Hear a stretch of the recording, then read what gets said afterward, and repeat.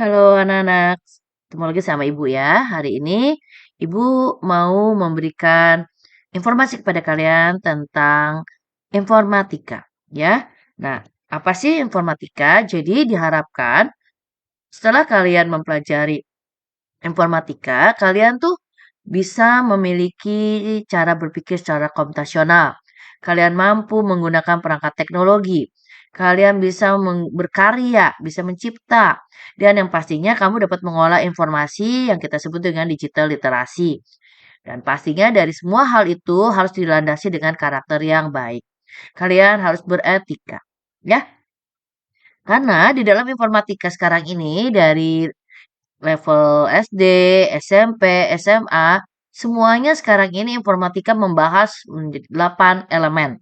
Ya, ada 8 ya. Ada TIK, ada SK, ada JKI, ada AD, ada AP, ada DSI, PLB, dan BK. Ya, oke. Nah, ini semua menjadi elemen-elemen yang akan kalian pahami sampai kalian nanti ke jenjang SMA dengan level-level yang berbeda. Jadi elemennya sama tapi levelnya akan terus bertambah. Nah, dari 8 elemen ini selalu dinaungi atau di atapnya itu adalah yang menaungi adalah elemen TIK. Kenapa?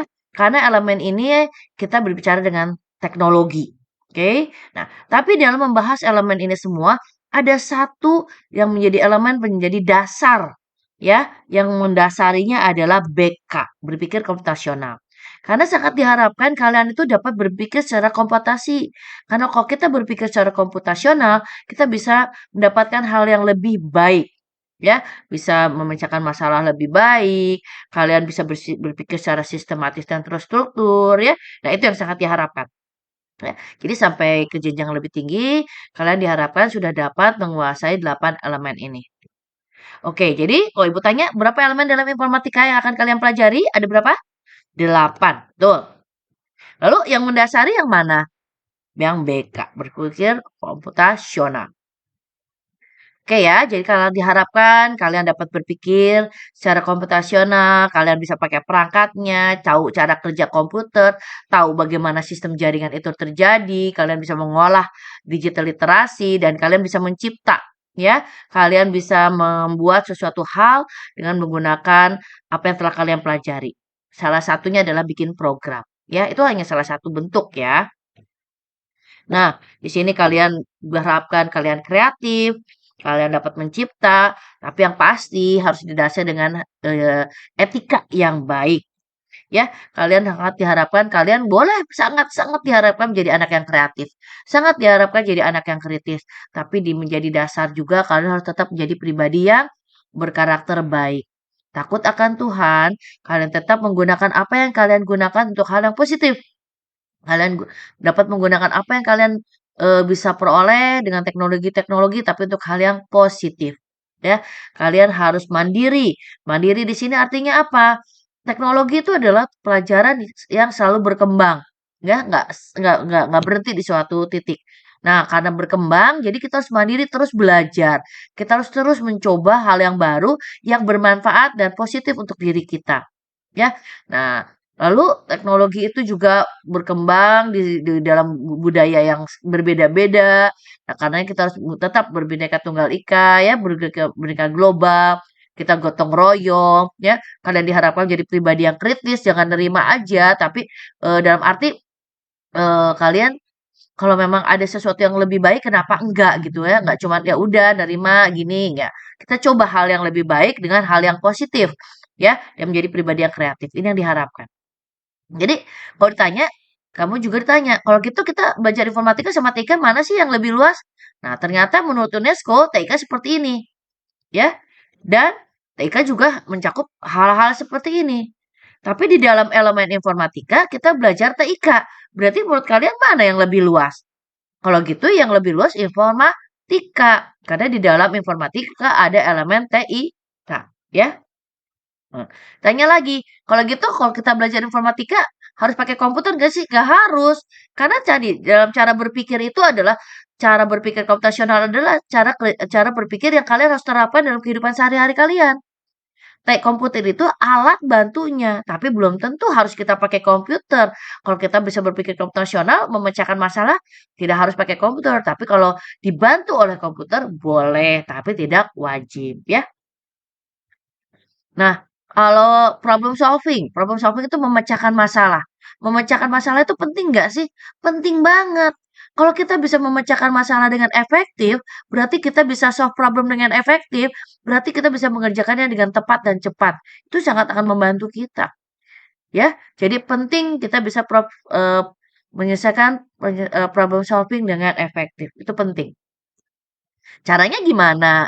Nah, caranya tadi udah Ibu sampaikan, kalau memecahkan masalah itu penting, lalu informatika itu juga tidak harus pakai komputer, karena juga bisa diterapkan dalam kehidupan kita sehari-hari, ya. Memecahkan masalah itu juga dalam kehidupan sehari-hari, kita bisa guna dalam segala hal, nggak cuma ngomongin komputer doang, tapi dengan cara yang sistematif dan terstruktur. Nah, itu adalah satu poin.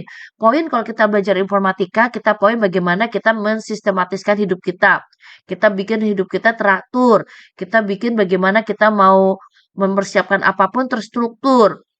Struktur tuh apa? Pas berurutan, habis satu, dua, dua, tiga, nggak mungkin satu lalu ketiga, lupa balik lagi ke satu. Nah, itu berarti kan tidak terstruktur, ya.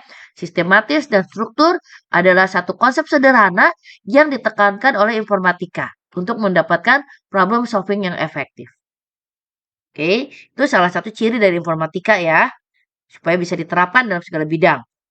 Jadi kalau ringkasannya, informatika itu lebih luas daripada TIK. Tidak harus menggunakan komputer, menyelesaikan masalah itu penting karena kita bisa menghasilkan masalah yang efektif itu penting, dan caranya dengan sistematis dan terstruktur. Nah, sekarang oke ya, udah paham ya. Nah, tapi sekarang gimana sih supaya efektif? Gimana sih supaya sistematis? Nah, dalam mengerjakan tugas, kita ada dua hal. Ada tugas dan ada peran. Tugas itu yang menjadi kewajiban kita, apa yang harus kita wajib kerjakan. Sedangkan peran, apa yang diharapkan oleh orang lain. Misalnya nih ya, Ibu kasih contoh. Ada kakak, ada adik. Kakak punya tugas dan punya peran juga. Biasanya kalau di rumah, ya, kakak itu, misalnya kalau ibu ada pilihan nih, koordinasi setiap anggotanya dan perannya ketua. Itu kira-kira adik atau kakak ya? Nah, lalu itu tugas apa peran ya? Nah, seorang kakak itu pasti punya tugas mengkoordinasi. Biasanya kakak ya, pada umumnya kakak yang mengkoordinasi ya. Nah, itu peran, itu tugasnya. Nah, tapi peran dia sebagai kakak yang mengatur ya, kalau kita ibaratkan ketua. Nah, jadi walaupun dia ketua bukan berarti dia nunjuk-nunjuk, bukan hanya juga mengkoordinasi doang, tapi dia juga ikut bantu. Misalnya mengkoordinasi tiap tugasnya ada tugas mencuci piring, berarti kakak juga dapat tugas mencuci piring, jangan berarti kakak hanya nunjuk-nunjuk aja. Misalnya lalu adik juga nih, misalnya adik bantuin nyiapin makanan. Nah, itu tugas atau peran? Nah, yang mana nih? Ya, yang menyiapkan makanan itu adalah tugasnya dan tugas konsumsi adalah perannya. Nah nah jadi di setiap diri kita juga selalu punya tugas dan peran. Kalau kita bisa menjalankan tugas dan peran kita, pasti akan berjalan dengan sistematis dan terstruktur, ya. Jadi kita tahu peranan kita tahu tugas kita. Contoh hal kecil, kalau dalam tugas kelompok kamu punya peran. Peran kamu adalah ketua, berarti kamu mengkoordinasikan semua tugas terjawab dengan baik dan teman-teman kalian bisa menjawab juga semuanya dengan baik. Tapi bukan berarti kamu hanya oke ketua hanya koordinasi, enggak. Ketua juga harus ikut serta menjawab, ya, itu ketua. Oke? Jelas ya? Sekarang dalam bentuk laporan. Nah, nanti Ibu tuh pengen kalian tuh dalam membentuk laporan udah kelas SMP ini kalian lebih ringkas ya kalau memberikan presentasi, tapi jelas dan diberikan kesimpulannya ya. Boleh dalam bentuk komik ya, ilustrasi. Jadi kalau presentasi juga how to design, bukan how to decor. Jadi bagaimana presentasi yang sederhana, tulisannya nggak banyak-banyak tapi dipahami ya. Itu harapan Ibu kalau kamu membuat laporan-laporan ya, udah SMP. Nah, coba Ibu ringkas ya. Jadi berapa elemen yang dipelajari di pelajaran informatika ada berapa?